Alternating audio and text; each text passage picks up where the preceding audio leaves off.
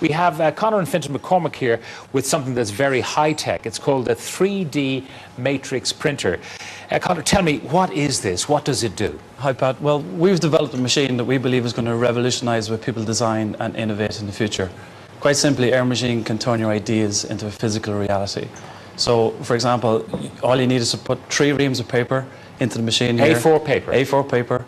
And on your computer or your PC, once you have your design on the computer, you hit print, and you come back a couple of hours later and the machine makes a 3D object of what you can see here on top of the screen. All right, let's have a look at the screen here on this laptop, right? And there is scanned in the image of a man, okay? So you scan that into your PC, it's connected up to your machine, and look at what comes out. This is extraordinary. Yeah. How long did that 3-dimensional version of the scanned head take to make? That part took about 6 hours to make. 6 hours? Yeah.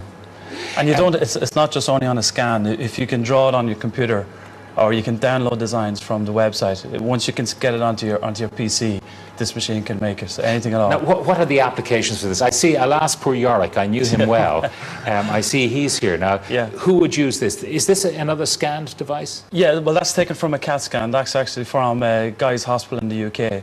So, like in the area of orthodontics and in the cleft palate, you know, if you can get a scan of it, you know, this machine can print it out. So suppose you had a scan and it showed a bone tumour in the skull. Yeah. You could actually reproduce that physically in a model. Yes, and one application would also be skulls that have defects. You can actually, the surgeons can plan the surgery beforehand. They can print out the skull, they can get the plates moulded up on the actual model, and then it's a lot less invasive. Now, you explain exactly what is happening. I mean, this is all of one piece. You didn't have to glue this together. No. The machine did everything. Yeah, the That's machine how does it the came whole out. thing. Yeah, it takes the software that we've developed, and we've patented this machine. So it takes the design that you have, it breaks it up into a number of layers, and then each layer is the same thickness as a sheet of paper. So every layer that's pulled in is cut So and it glued. mimics what the scan, say a CAT scan, which is taking slice after slice of your brain or whatever organ in your body, but you're doing it and putting on paper. Yeah, like if you looked at the software here, you can actually look through the scan. You can see the scans going up and down on the model. Wow. And I see here you've got a little architectural model of looks like a nice house. Sure. What is this here, the spiky thing? Well, that's the hepatitis C virus.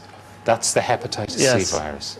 So it's so that's obviously you're obviously into a larger scale, and all of that. There's something else I want to draw the attention to, and that's this little fella here. Yeah. Now, well, why is that so special?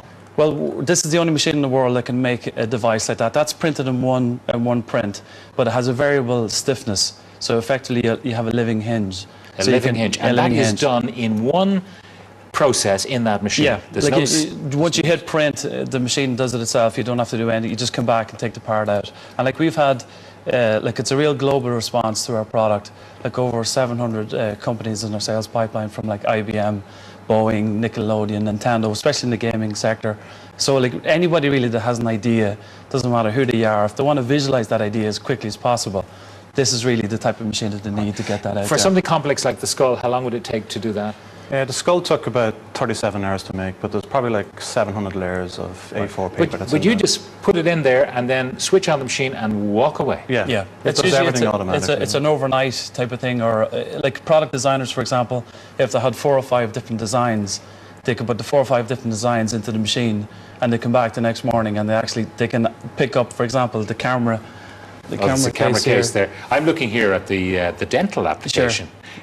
This is a mould, and a dentist, instead of sending it off, can actually do it him or herself. It's a big thing in the area of orthodontics. Again, through Guy's Hospital in the UK, they're looking at they take a scan of your teeth pre and post surgery, so they can show the patient now what your teeth are going to look like after the surgery. And that camera body that you have there. Yeah.